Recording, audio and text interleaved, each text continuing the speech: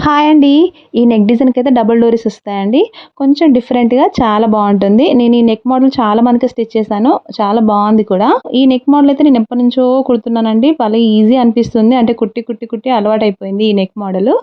And హ్యాండ్స్‌కొచ్చేసి ఇలా puff hands ఇచ్చాను. ప్రిన్సెస్ కట్ బ్లౌజే, ఫ్రంట్ హుక్సే. అండ్ ఇక్కడ మీకు లైనింగ్ క్లాత్ వేరే వేరే కలర్ కనిపిస్తుంది అనుకుంటున్నారేమో. వాళ్ళు ఇచ్చిన లైనింగ్ క్లాత్ సరిపోలేదండి. వాళ్ళు వేరే గ్రీన్ ఇచ్చారు.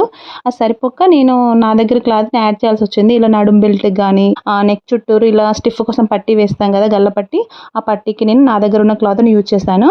అలాగే ఇక్కడ ఉక్సులను మనం హెమ్మింగ్ చేసిన తర్వాత ఉక్సులను కొంచెం ఇలా మన దగ్గర ఏదన్నా కట్టర్ గానీ, సంథింగ్ ఏదైనా ఉంటుంది కదా! దాంతోటి ఇలా కొంచెం పైకి అనాలండి. సో, ఇలా అనడం వల్ల ఏంటంటే మనకు ఫస్ట్ టైం పెట్టుకునేటప్పుడు ఈజీగా పడుతుందనమాట కాజాకి.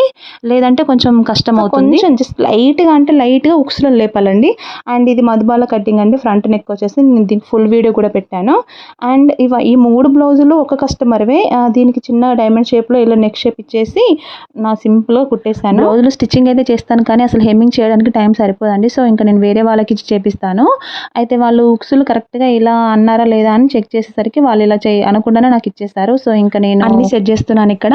అప్పుడప్పుడు ఇలా చిన్న చిన్న మిస్టేక్స్ జరుగుతుంటాయండి. ఉక్సులు కాజాలు వేయడం మర్చిపోవడం గానీ, లేదంటే పంపకం చేయడం మర్చిపోవడం గానీ, ఇలా అప్పుడప్పుడు జరుగుతుంటాయి. అది కామనే మాకు. అంతే ఇంకా.